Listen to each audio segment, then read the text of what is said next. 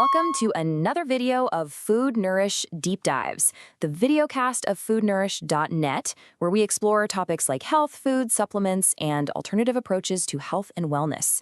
Today, we're digging into a really seductive idea, the promise that you can lose weight while eating unlimited potatoes and pasta.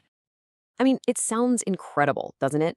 That's the core pitch of these high-starch diets.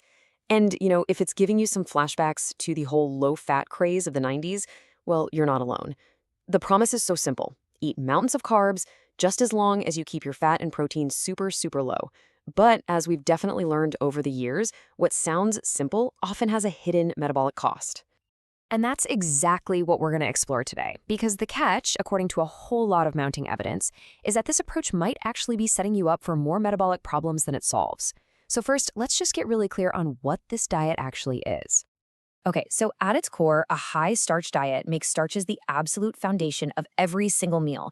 We're talking 70, even up to 90% of your daily calories coming from things like potatoes, rice, corn, and pasta. Fat is drastically restricted. We're talking less than 10% of total calories. And protein is also kept really low. It's a truly extreme ratio.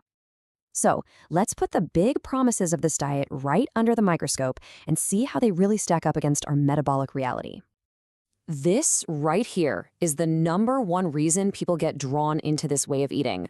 The idea that you can just eat your fill of satisfying carbs and the pounds will just melt away. It's incredibly appealing. But is it really that effortless? So what is really going on here? Well, that initial weight loss, it isn't from some kind of metabolic magic from the starch. The reality is when you get rid of all the fats and you're eating very monotonous meals, you just naturally eat fewer calories. It's basically an extreme calorie restriction in disguise. And this is also why it's so incredibly hard to sustain, and why that weight often comes roaring back the second normal eating habits start up again.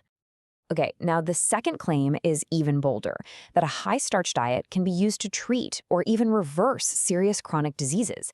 Now this is a massive, massive claim that deserves some serious scrutiny. So the crucial point is this: where is the high-quality evidence? A lot of critics of this approach point out that proponents often just rely on anecdotes. Any benefits people feel likely come from cutting out all the processed junk food, the refined oils, and the sugar. Changes that would make almost anybody feel better, no matter what they replace it with. It's not necessarily proof that eating massive amounts of starch is the actual cure. And this brings us to what many experts identify as the single biggest potential danger of this diet: the effect that it has on your blood sugar. You see, this kind of diet creates a really vicious cycle. When you eat a meal that is almost entirely starch, you get a huge flood of glucose into your bloodstream. Your pancreas then has to go into overdrive, pumping out a ton of the hormone insulin to deal with that sugar rush. But what goes up must come down, right? This leads to the inevitable blood sugar crash a few hours later, which leaves you feeling tired, irritable, and hungry all over again. Over time, this constant demand drives fat storage and inflammation in the body. And here is the really scary long-term risk. By constantly forcing your body to produce these huge amounts of insulin, you are basically training your cells to start ignoring its signal. That's what we call insulin resistance, and it is the direct precursor to type 2 diabetes. You're essentially pushing your metabolic machinery to its absolute limit, day in and day out. Now, managing your metabolic health often involves more than just diet. And hey, if you're looking to support your health journey with some high-quality supplements, we've actually got a great resource for you.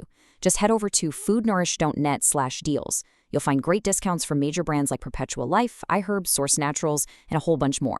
The link for that is right in the description for you. Okay, now let's talk about the hidden nutritional gaps in a high-starch diet. All right, let's talk about what often gets left out of the conversation: the absolutely critical nutrients that a diet this restrictive simply cannot provide. When you eliminate entire food groups like animal products and fats, you create some really serious nutritional holes. For example, vitamin B12 is just non-existent in plant foods. The essential omega-3 fats, EPA and DHA that your brain absolutely needs, they're not available in a usable form. Your ability to absorb fat-soluble vitamins like A, D, E, and K just plummets without dietary fat. And on top of all that, compounds in grains can actually block the absorption of key minerals like iron and zinc. Let's just pause on that for a second. 0. That is the amount of vitamin B12, a nutrient your nerves need to literally function, that you will get from a purely plant-based high-starch diet. This means a deficiency isn't just a possibility, it is a near certainty without supplementation.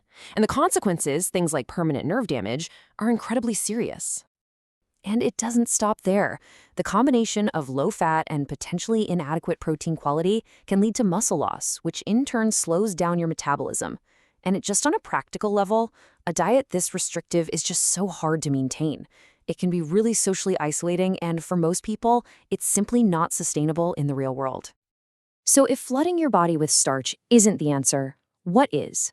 Let's pivot to a much more constructive, balanced, and safer way to think about carbohydrates. The contrast here is pretty stark. With a balanced approach that includes protein and healthy fats, you get stable blood sugar instead of those wild swings. You get complete nutrition, not gaping deficiencies. You feel full and satisfied for hours, not hungry again in 2. And most importantly, you support long-term metabolic health instead of actually increasing your disease risk. So what does this look like in practice? Well, it means building your meals around nutrient-dense foods first, things like non-starchy veggies, quality protein, and healthy fats. It means using starches more strategically, maybe after a workout when your body can use them most effectively. And when you do eat carbs, choosing lower glycemic options. The goal is to work with your metabolism, not against it. So after looking at the claims and all the risks, what is the big takeaway here? This quote from the source material really just says it all.